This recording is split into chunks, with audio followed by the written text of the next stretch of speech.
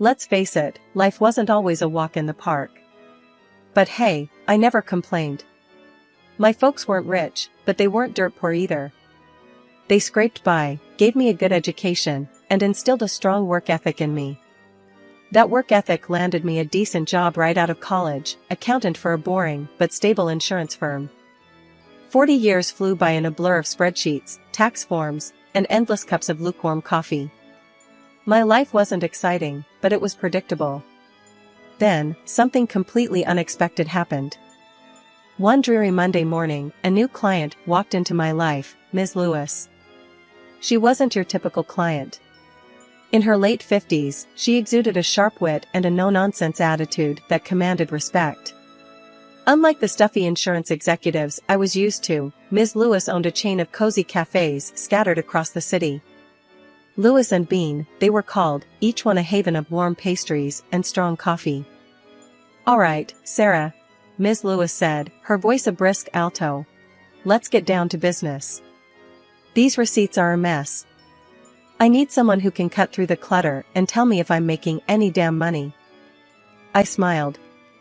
Here was a woman who spoke my language. We spent the next few hours poring over receipts and invoices.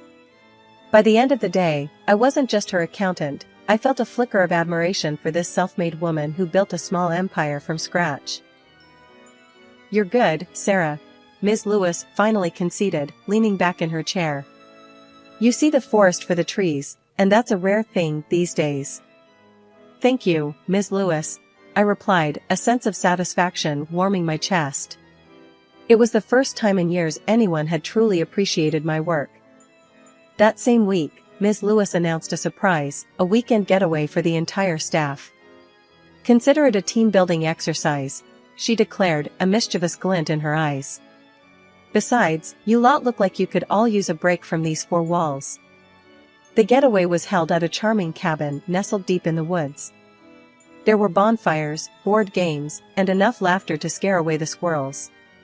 It was also there that I met Alex, Ms. Lewis' son.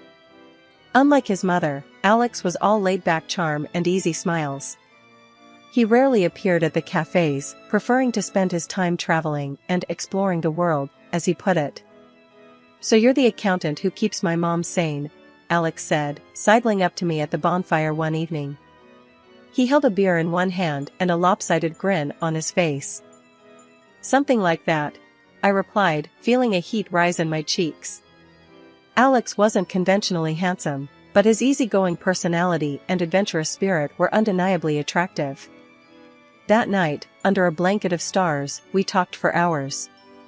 By the end of the weekend, we were practically inseparable. As we said our goodbyes at the office on Monday, Alex leaned in and whispered, "See you around, Sarah." His touch sent a shiver down my spine, and I knew, with a certainty that surprised even me, that this wasn't just a fleeting office romance.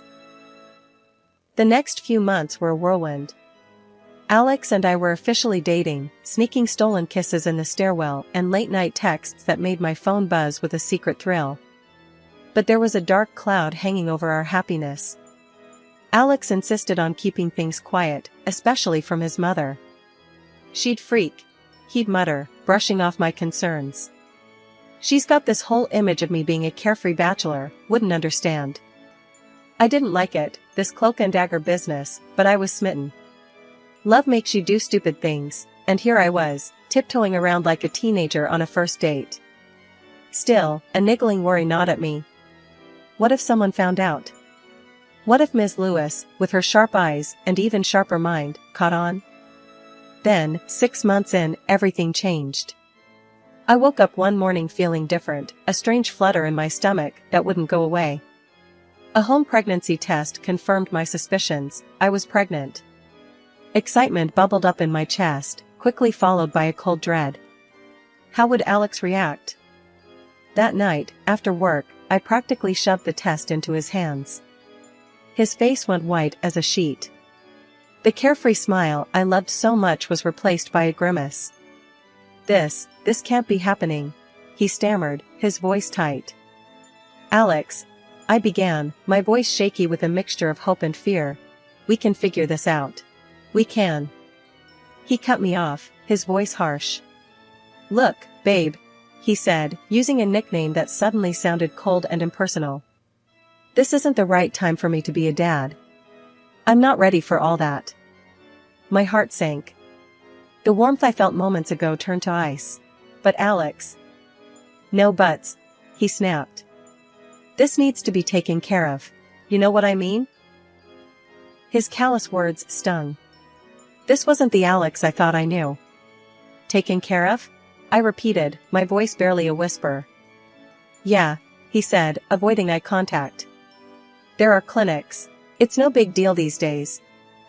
Anger flared within me, hot and bitter. "No big deal?" I shouted, finally snapping. "This is my body, Alex. This is my life you're talking about, like it's nothing." He flinched at my outburst, but his jaw remained stubbornly set. "Look," he sighed, running a hand through his hair. "I'm not trying to be a jerk. But you gotta be realistic. You're not exactly a spring chicken anymore. What if something goes wrong? What if?" He didn't finish the sentence, but the implication was clear. I was old, unfit, unworthy. Tears welled up in my eyes, blurring my vision. "And what about Ms. Lewis?" he added, his voice dropping to a low murmur. "If she finds out, I'm toast." "You're toast. We're both toast." His words were a cruel slap in the face. It wasn't just about him anymore. He was threatening my job, my livelihood, all to protect his precious image as the carefree bachelor's son. The man I loved was turning out to be a selfish coward, and the realization shattered me. I spent the next few days in a daze. I couldn't sleep, couldn't eat. My work suffered, and Ms. Lewis, bless her perceptive heart, must have noticed. One afternoon, she called me into her office, her usually sharp eyes filled with concern. "Sarah," she began, her voice gentle, but firm. "What's going on? You look like you haven't slept in a week." Taking a deep breath, I blurted out the only truth I could manage. "I'm pregnant," I whispered, the tears finally spilling over. "And the father, he left me." My voice cracked, and a sob escaped my lips.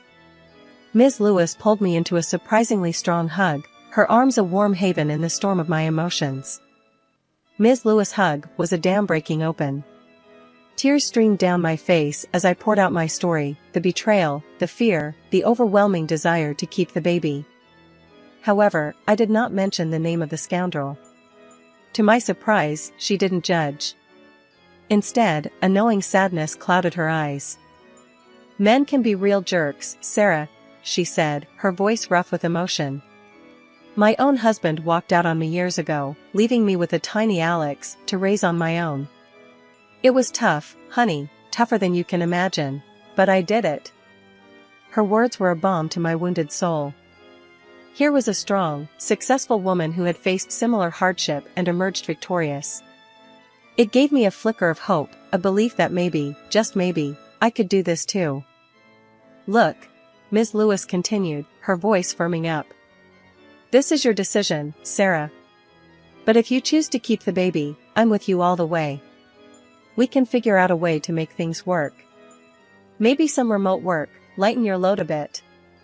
Loyalty goes both ways, Sarah, and you've been a damn good accountant for me all these years." Relief washed over me, warm and welcome. The fear of losing my job, my livelihood, had been a constant weight on my chest. Now, Ms. Lewis was offering a lifeline, a chance to be a mother without sacrificing my career. The next few months were a blur of doctor's appointments, nesting instincts, and a growing sense of determination. Alex never called, never checked in. But with each passing day, the little life growing inside me filled that emptiness with something new, something precious, a love that was fierce and unconditional. Finally, the day arrived. A healthy baby boy, with chubby cheeks and a head full of dark hair, entered the world. Holding him in my arms, the tiny fingers wrapped around mine, I knew I'd made the right decision. Life settled into a comfortable rhythm. My days were filled with the gurgle of baby laughter, the clatter of tiny fists on the highchair tray, and the quiet hum of work emails answered between diaper changes and nap times. Ms. Lewis, bless her heart, even offered to help out with childcare sometimes, spoiling my son rotten with trips to the zoo and afternoons filled with her famous chocolate chip cookies. Then, one day, Ms. Lewis dropped a bombshell on me. "I'm thinking of shaking things up, Sarah," she announced, her eyes twinkling with a mischievous glint. "Those cafes have been good to me, but I'm hungry for a new challenge." She explained her plan, to ditch the cafes altogether and open a bakery. Not just any bakery, mind you, but a franchise of this hotshot bun company everyone was raving about. "It's a gamble, Sarah," Ms. Lewis admitted, "but I have a good feeling about it." As the accountant, the financial side of things fell to me. I crunched numbers, analyzed reports, and presented Ms. Lewis with a detailed business plan. The more I dug into it, the more excited I became. Of course, not everyone was on board. The day Ms. Lewis announced her plans to the office, the door practically slammed itself shut behind a fuming Alex. "You're crazy, Ma," he yelled, his voice echoing in the stunned silence. "Those cafes are a goldmine. Why would you throw it all away for some stupid bakery fad?" His outburst was both shocking and unwelcome. Alex completely ignored me, didn't even spare me a glance as he stormed past my desk. It stung, a prick of fresh hurt, but I quickly pushed it down. Ms. Lewis, however, remained unfazed by her son's tantrum. "Don't listen to him, Sarah," she said, her voice firm. "He wouldn't know a good business opportunity if it bit him in the... Well, you get the picture." Despite Alex's disapproval, Ms. Lewis was determined. With my help and a hefty loan, she sold the cafes and took the plunge into the world of artisanal bread and fancy pastries. The first year of the bakery was a nail-biter. Customers trickled in, but not enough to fill the cavernous space Ms. Lewis had leased. The dream of fresh-baked success seemed to be slowly turning stale. One particularly tense afternoon, I was presenting some financial reports to Ms. Lewis when Alex barged in, uninvited as usual. He glanced at me with a sneer, then turned to his mother. "See, Ma," he scoffed. "Told you this was a stupid idea. You're gonna lose your shirt, thanks to your lousy advisors." He flicked his gaze back to me, his voice dripping with disdain. "And you," he sneered, pointing a finger at me. "You should be fired for dragging her into this mess." Before I could retort, Ms. Lewis slammed her fist on the table, the force of it making the coffee cups jump. "Alex," she roared, her voice surprisingly strong. "You will show respect in my office. Sarah is a valued employee, and you will treat her as such." Alex, taken aback by his mother's sudden outburst, mumbled something about "just looking out for you," then slunk out of the office, leaving a trail of awkward silence in his wake. Ms. Lewis sighed, pinching the bridge of her nose. "Don't mind him, Sarah. He can be a real jackass sometimes." I managed a weak smile. Alex's presence was always unpleasant, but witnessing his blatant disrespect towards his mother was a new low. 3 years later, that hard work paid off. Customers became regulars, raving about the sourdough bread and the decadent chocolate croissants. The bakery, once a struggling startup, was now a local institution, a bustling hub of deliciousness. Ms. Lewis and I celebrated the bakery's first $1 million year with celebratory cupcakes and an extra-large pot of coffee. The joy of success was bittersweet, however. Just a few days later, Alex strutted into the office, not alone this time. On his arm hung a young woman, all blonde hair and tight dresses, his new wife, as it turned out. They were there to discuss household matters with Ms. Lewis, their voices laced with a sense of entitlement. As they walked past my office on their way out, I couldn't help but overhear a snippet of their conversation. "She's being a stubborn old bat," Alex grumbled. "Refuses to give us any money. Maybe we should just..." His voice trailed off. The rest I could only piece together. It seemed they were hatching a plan that involved taking money from Ms. Lewis without her consent. My stomach clenched. I couldn't let this happen. I rushed into Ms. Lewis' office, spilling the details of the overheard conversation. Ms. Lewis listened intently, her face grim. "Alex," she began, a world of weariness in her voice. I knew he'd changed, but I never expected. But we didn't have time to do anything, because a shadow began to fall over Ms. Lewis' bright spirit. What started as occasional fatigue escalated into frequent bouts of illness. She'd brush it off, claiming it was just getting old, joking about how even her body was finally ready to scrap after all these years. I, of course, wouldn't have it. "Don't be ridiculous," I'd retort.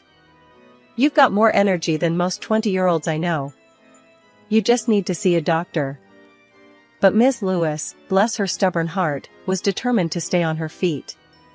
The bakery was finally hitting its stride, generating its first real profits, and she didn't want to take her eye off the prize. "There'll be time for doctors later, Sarah," she'd say, her voice a little raspy. "Right now, we've got a bakery empire to build." Then came the day that turned my worry into full-blown dread. Ms. Lewis was presenting a new line of seasonal pastries to the staff when she suddenly doubled over, clutching her stomach. Panic surged through me as I rushed to her side. "It's nothing, Sarah," she gasped, her voice weak. "Just a wave of dizziness. Give me a minute." She reached into her purse, her hand trembling, and pulled out a small bottle of pills. "Just need a little boost," she mumbled, offering me the bottle. I took it, eyeing the plain packaging with suspicion. No label, no expiry date, just a jumble of unfamiliar letters. "What are these?" I asked, my voice firm. Ms. Lewis winced. "Alex got them for me," she admitted, her voice barely a whisper. "Some new thing for energy and focus," he said. "Strong stuff apparently." My blood ran cold. This wasn't a coincidence. This was an attack. Alex was somehow, someway, making his mother sick. The thought filled me with a rage so primal it scared even me. "We need to get these tested," I declared, my voice hard. "We need to know exactly what's in them." Ms. Lewis, shaken but resolute, nodded in agreement. "Meet me at the office tomorrow," she rasped, her voice regaining some of its old strength. "We'll figure this out, Sarah. We always do." Her words fueled my resolve. I wouldn't let her down. Leaving work early, I tucked the pill bottle into my purse and headed straight to the lab. There, I met with Emily, a brilliant chemist and one of my closest friends. Whisking her into a secluded corner, I filled her in on the entire situation. Emily listened intently, her brow furrowed in concern, and promised to expedite the analysis, and I left the lab with a churning stomach, the weight of the knowledge heavy on my shoulders. The next morning, even before I reached the office, my phone buzzed with an email notification. It was from Emily, the subject line, "Stark. Analysis results urgent." My heart pounded as I clicked it open, dread twisting in my gut. The email confirmed the worst. The pills contained a potent cocktail of substances, designed to mimic energy-boosting supplements, but with a sinister twist. Long-term use could lead to serious health problems, potentially even death. My stomach churned as I raced towards Ms. Lewis' office, the email with the test results burning a hole in my pocket. I needed to get to her, to lay out the horrifying truth about Alex and those pills. Just as I reached for the doorknob, my phone shrieked to life, the caller ID flashing my nanny's name. "Sarah," her voice crackled through the receiver, laced with panic. "Something's come up. A family emergency, I gotta leave right away. Can you?"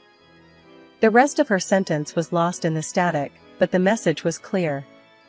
I was on my own, juggling a brewing corporate scandal and a 3-year-old with nowhere to go. Frustration bubbled up, threatening to boil over. This was exactly the wrong time for a childcare crisis. Thinking fast, I called my son's daycare, only to be met with their voicemail message.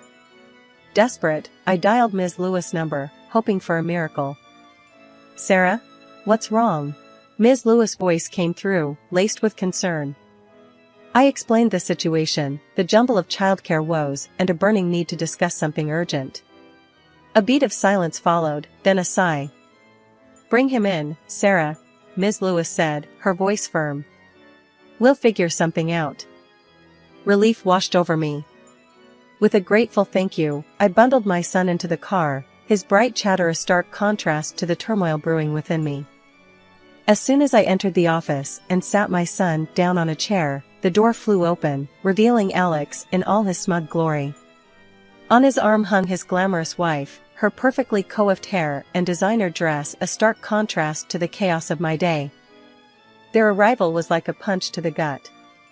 But before I could react, Alex spotted my son, who was happily exploring a corner of the office. His face contorted in a sneer. "What the hell is this?" he bellowed, his voice dripping with venom. "Don't even try to pull this blackmail crap, Sarah. That kid means nothing to me." His words hung heavy in the air, a cruel and public declaration. Ms. Lewis, who had just entered the room, froze in the doorway, her eyes widening in shock. "Alex," she gasped, her voice tight. "What are you talking about?" Confusion warred with a dawning confidence in my head. Taking a deep breath, I met Ms. Lewis' bewildered gaze. "He's your grandson, Ms. Lewis," I said, my voice surprisingly steady. "Alex and we dated for a while. 6 months, to be exact.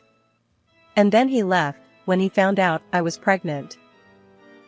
The revelation hung in the air, thick with tension.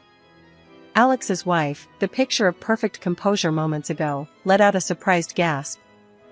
"This is ridiculous," Alex blustered, his face reddening. "She's lying. This is all a..." But his tirade was cut short by his wife. Her voice, usually soft and breathy, now held a steely edge. "Alex," she said, her words clipped, "we need to deal with this. Now. Otherwise, the little surprise might have a claim on your inheritance." A strained silence filled the room after the bombshell dropped by Alex's wife. Then, to my surprise, Ms. Lewis let out a shaky laugh, a sound more like a cough racking her frail body. But she pushed through, her voice surprisingly strong as she addressed the stunned couple. "Hold your horses, you two," she rasped, her eyes flashing with defiance. "Inheritance? It's a little early for that, wouldn't you say? Besides, I'm not going anywhere anytime soon, not even if that's what you two vultures are hoping for." Her words hung heavy in the air, accusation dripping from each syllable. Then, with a dramatic flourish, she pulled out the email I had forwarded her earlier. "And thanks to Sarah here," Ms. Lewis continued, her voice gaining strength, "I know exactly what that little gift of yours is all about." She pointed a finger at the pill bottle. "Poison, that's what it is. You tried to poison me, Alex." The color drained from Alex's face, replaced by a sickly pallor. His wife, once the picture of composure, began to fidget nervously, her carefully painted nails digging into the flesh of her arm. The jig was up, their little scheme laid bare. "You're out," Ms. Lewis declared, her voice ringing with finality. "I'm changing my will. You get nothing. Not a dime, not a single brick from this bakery." Anger flashed across Alex's face, quickly morphing into a desperate plea. "But Ma," he whined, "give me another chance.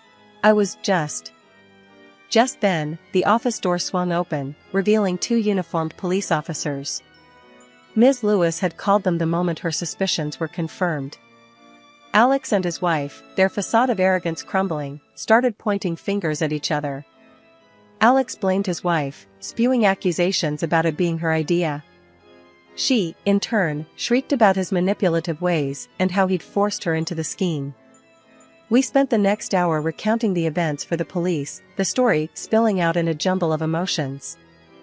Finally, with a promise to keep me updated on the investigation, the officers left. Exhausted but strangely exhilarated, I gathered my things, ready to head home. As I bundled my son into his car seat, Ms. Lewis placed a hand on my shoulder, her voice softer now. "Thank you, Sarah," she whispered, her eyes glistening. "For everything. You saved my life." My throat tightened. "We did it together, Ms. Lewis," I managed, my voice thick with emotion. The legal battles that followed were long and messy, but ultimately, justice prevailed. Alex and his wife were found guilty, receiving sentences that reflected the severity of their crime. Ms. Lewis, with a renewed zest for life, took her grandson under her wing, showering him with love and spoiling him rotten. As for me, she made a shocking, yet somehow fitting, decision. She was leaving the bakery to me, her loyal and courageous accountant.